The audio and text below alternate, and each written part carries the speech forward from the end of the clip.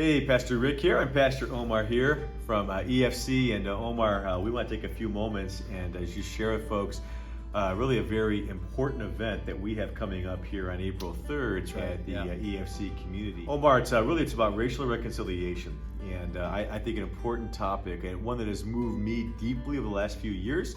Whether it's the folks, the names that you all well know, the Ahmaud Arbery's, the George Floyd's, the Breonna Taylor's. And again, I think what's really hit me, and that's brought me at different times, Omar, to just tears, that we still have an underlying issue that government, that laws cannot fully fix. And it's really kind of led us to become more of what we desire, to be a multi-ethnic, more diverse church, to reflect God's plan, I think, for His kingdom principles. And I just want you to just tone in a little bit, folks, and Omar, tell us more about this important event that people can be a part of. Yeah, that's right. Thanks, Rick. As Rick was saying, April 3rd here coming up at church, we're having this interactive discussion about the role of racial reconciliation in the church. And as you're talking about, it's fascinating to me how in 2022, the 21st century, we have so many advances in technology and medicine, but yet when it comes to human relationship, it seems like we've digressed. It seems like there's no progress. And I think the last couple of years, this has come up so much, something that was always there underlying in our country, not just in our country. I want to say that the issue of discrimination and racism, thinking that you're better than another culture, is something you see across the world.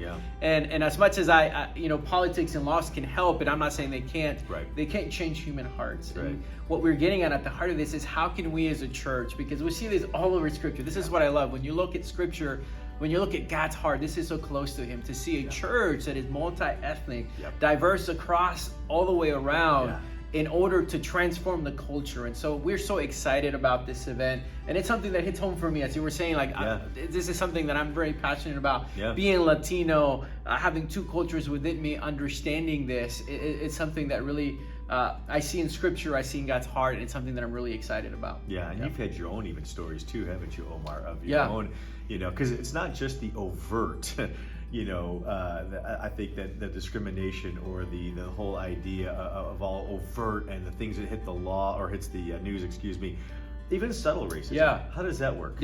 And thanks. I think one of the things that you'll learn in this event is that oftentimes nowadays people who say, oh, racism doesn't exist anymore, is because people often think of racism as something that is socially unacceptable, like the KKK.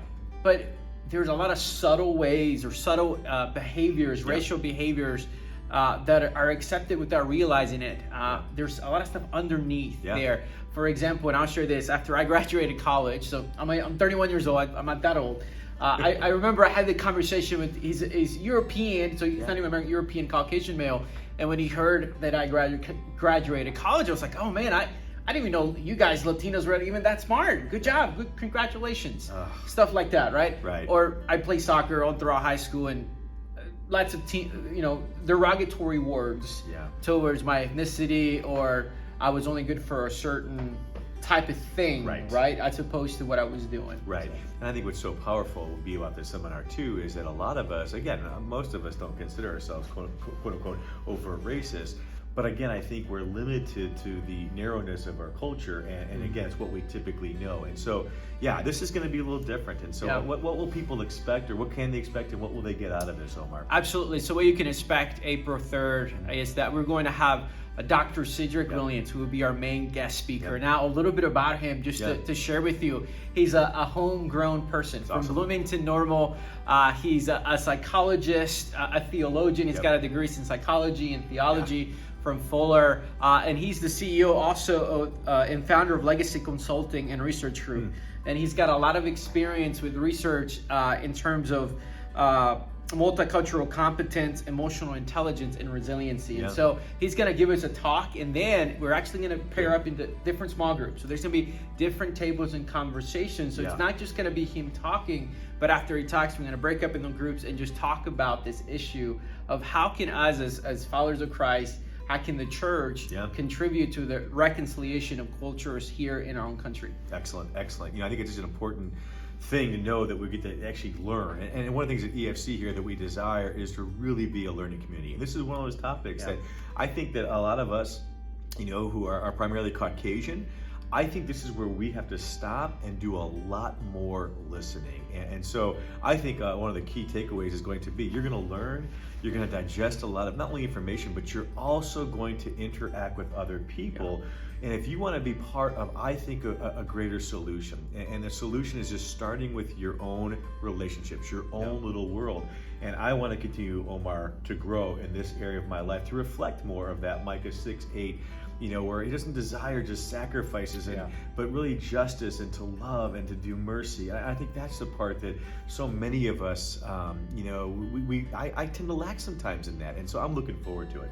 How can they register, Omar? Absolutely. So we're looking forward to the other pieces that we're excited. There's going to be other people from Bloomington Normal, other churches, leaders are going to be a part of this. So we're inviting people from the local community. Anyone's invited, any leaders from other churches, anyone who just wants to come and hear a conversation. How can we move towards racial reconciliation? Everyone's invited. And the way to do this, we are asking to RSVP.